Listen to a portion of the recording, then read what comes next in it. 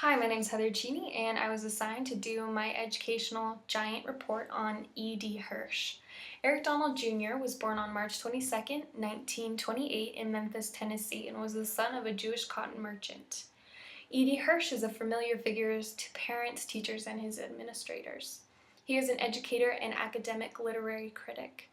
He attended Todd School in Woodstock, Illinois, then studied English at Cornell University and received his bachelor's in 1950. He then went to continue on at Yale University and received his PhD in 1957, where he was an honorary member of Manuscript Society. In the late 60s, Hirsch moved from Yale to the University of Virginia, where he became department chairman and head of the composition program.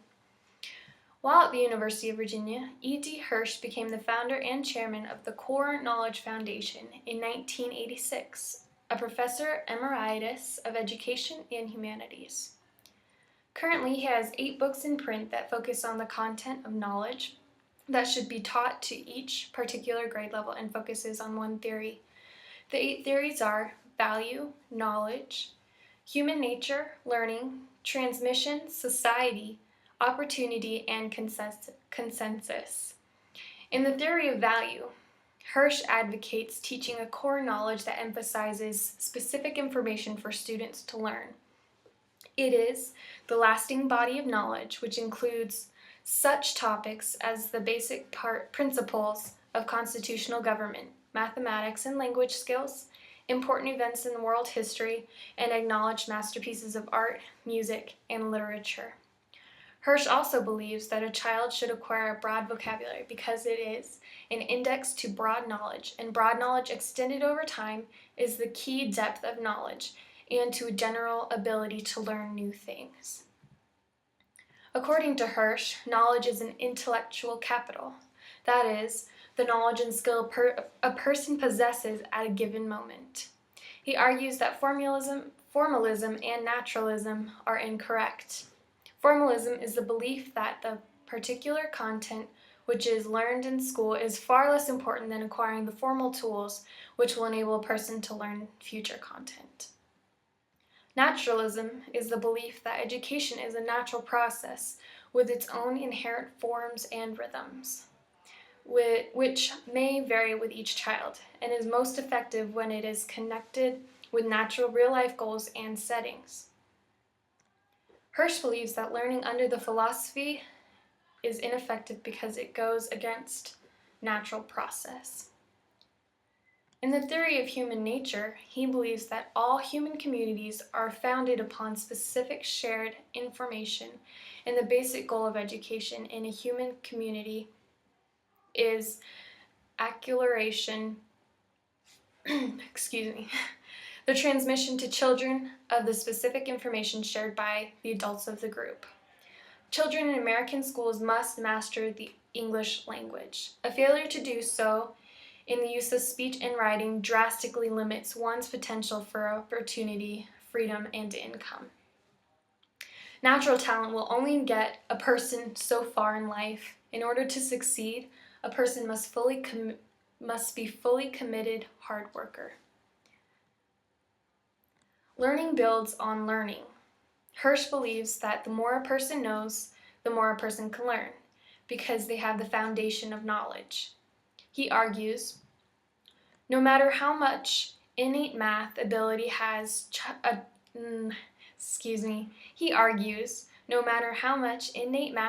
child has, he or she will not learn the multiplication table effectively by osmosis. Thus, drill and practices are necessary for learning. Furthermore, unless efforts are directed and monitored, a primary responsibility of the teacher's secure learning will not occur. In order to learn, it requires effort as well as repetition. If neither is applied, you will not successfully learn.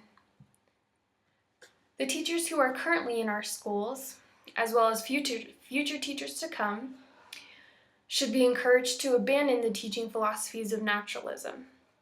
He says that the emphasis on hands-on learning and critical thinking skills espoused by the theory of natural learning, should be replaced with a core common curriculum that focuses on specific shared body knowledge.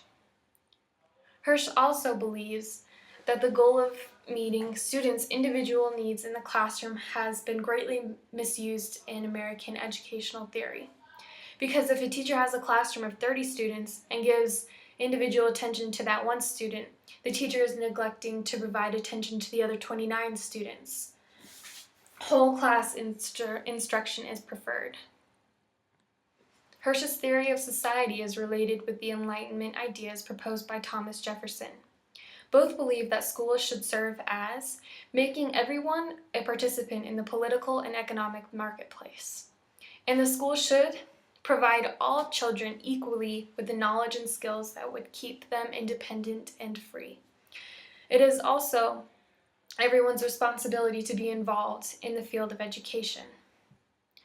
Hirsch believes that by establishing a common school curriculum, schools can better serve disadvantaged students, creating equal opportunities for all. Giving everybody more knowledge makes everybody more competent and creates a more just society. Since knowledge is the great equalizer, the schools have a huge opportunity and responsibility to provide more equal life chances for all students no matter where they come from. Hirsch's last theory is consensus. According to him, people disagree in education because of allegiances to traditional political agendas. Typically, Democrats side with the ideals of progressive education movement, and the Republicans favor the ideals of educational conservatism. E.D. Hirsch labels himself a political liberal, but considers himself an educational conservative. He believes consensus would be achieved if the educational community accepted the practices of educational conservatism.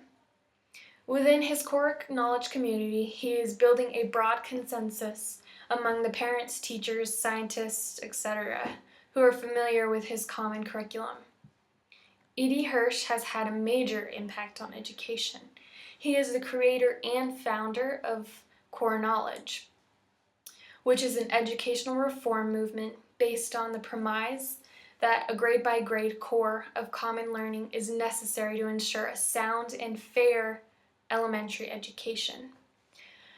Based on a body of research in cognitive psychology and effective school systems worldwide, Core Knowledge posits that in order to attain academic excellence, greater fairness, and higher literacy, early education curriculum should be solid, specific, shared, and sequenced. By teaching a body of specific, lasting knowledge in a way that allows children to succeed by gradually building on what they already know, the Core Knowledge mission is to provide all children, regardless of background, with the shared knowledge they need to be included in our national literature culture. Thank you.